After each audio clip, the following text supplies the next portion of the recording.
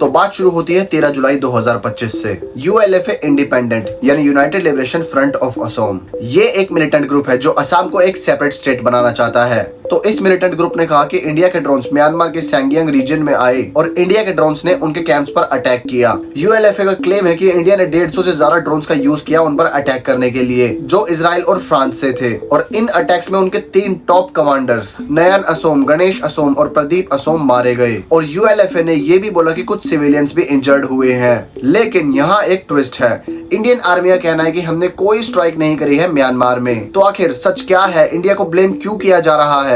क्या ये यूएलएफए का प्रोपेगेंडा है या फिर इंडिया ने कोई सीक्रेट ऑपरेशन को अंजाम दिया है?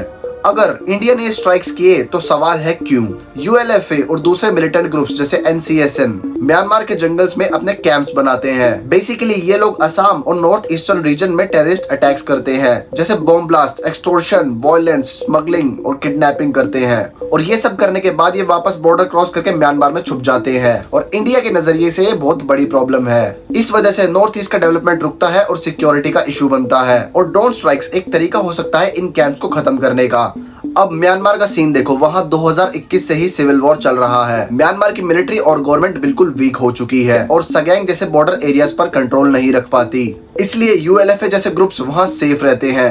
लेकिन ये भी पॉसिबल है कि ये स्ट्राइक्स म्यांमार के रेजिस्टेंस ग्रुप्स जैसे पीपल्स डिफेंस फोर्सेस ने करे हों, जो ऑलरेडी वहाँ की जनता के खिलाफ ड्रोन्स यूज कर रहे हैं। तो हो सकता है नाम किसी का और काम किसी का। अब यूएलएफए तो इंडिया को ब्लेम कर रहा है कि इंडिया ने म्यांमार में ड्रोन स्ट्राइक्स करी हैं, लेकिन इंडियन आर्मी का डिनायल इस स्टोरी को और भी ज्यादा मिस्टीरियस बना देता है। तो क्या इंडिया ने बिना म्यांमार से परमिशन लिए ही ड्रोन अटैक कर दिया, या ये म्यांमार के इंटरनल कॉन्फ्लिक्ट का पार्ट है और ब्लेम इंडिया को किया जा रहा है? सच क्या है कोई नहीं जानता। इस स्टोरी का एक बड़ा एंगल है जियोपॉलिटिक्स। कुछ सोर्सेज ये क्लेम करते हैं कि यूएलएफए को चाइना से इनडायरेक्टली सपोर्ट मिलता है। अगर ये सच है तो इंडिया के ड्रोन स्ट्राइक्स एक सिग्नल हो सकते हैं चाइना के लिए कि इंडिया नॉर्थ ईस्ट में कोई भी इंटरफेरेंस बर्दाश्त नहीं करेगा। और चाइना तो चाहता ही है इंडिया में इंसर्जेंसी के हालात बने रहे। देखो, चाइना का म्यांमार में बेल्ट एंड रोड इनिशिएटिव के थ्रू बहुत बड़ा इन्फ्लुएंस है और इंडिया इसे काउंटर करना चाहता है। इंडिया और म्यांमार के बीच में भी स्ट्रेटेजिक पार्टनरशिप है, ट्रेड, सिक्योरिटी और बॉर्डर कोऑपरेशन।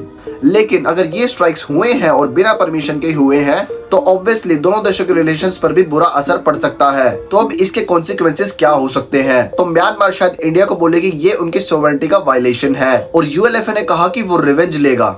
इसका मतलब हमें नॉर्थ ईस्टर्न रीजन में वॉयलेंस देखने को मिल सकता है। और यूएलएफए ने तो ये भी क्लेम किया है कि इंडिया के ड्रोन स्ट्राइक्स में सिविलियंस भी इंजर्ड हुए हैं। और अगर ये बात सच होती है तो ह्यूमन राइट ग्रुप्स और international media, specially western media, सब मिलके इंडिया को टारगेट करेंगे, क्योंकि उनको तो मौका चाहिए इंडिया को बदनाम करने का। लेकिन अगर इंडिया ने यूएलएफए कैंप सच में डिस्ट्रॉय करे हैं तो ये नॉर्थ ईस्ट के लिए बहुत बड़ी जीत हो सकती है।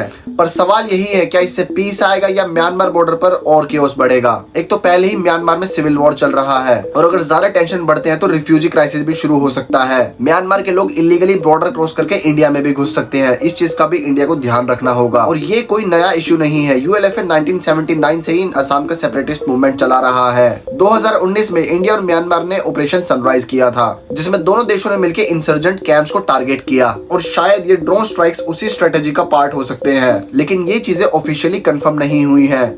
म्यांमार के जंगल्स इंसर्जेंट ग्रुप्स के लिए बहुत ज्यादा सेफ है, क्योंकि वहाँ का टेरेन टफ है और वहाँ पर म्यांमार की गवर्नमेंट का कंट्रोल बहुत कमजोर। तो आप समझ गए होंगे कि इंडिया के नॉर्थ ईस्टर्न बॉर्डर को प्रोटेक्ट करना इंडिया के लिए कितनी बड़ी प्रायोरिटी है। क्योंकि अगर चाइना जैसे देश ऐसे ग्रुप्स को फंड करेंगे तो ऑब्वियसली ना ही उनके पास आर्म्स की और पैसों की कमी रहने वाली है और ऐसे ही वॉयलेंस बढ़ती रहेगी। तो इन ग्रुप्स पर एक्शन लेना बहुत ज्यादा जरूरी है। तो ये थी इंडिया म्यांमार की कंट्रोवर्सी, जो अभी भी मिस्ट्री बनी हुई है। क्या इंडिया ने यूएलएफए कैंप्स को टारगेट किया? क्या ये चाइना के लिए मैसेज था या ये म्यांमार के सिविल वॉर का साइड इफेक्ट है? इन सभी चीजों का जवाब टाइम ही देगा। लेकिन एक बात पक्की है, ये इशू इंडिया, म्यांमार और नॉर्थ ईस्ट के फ्यूचर के लिए बहुत ज्यादा बड़ा है। आपको क्या लगता है, सच क्या है? कमेंट्स में अपनी राय जरूर बताएं।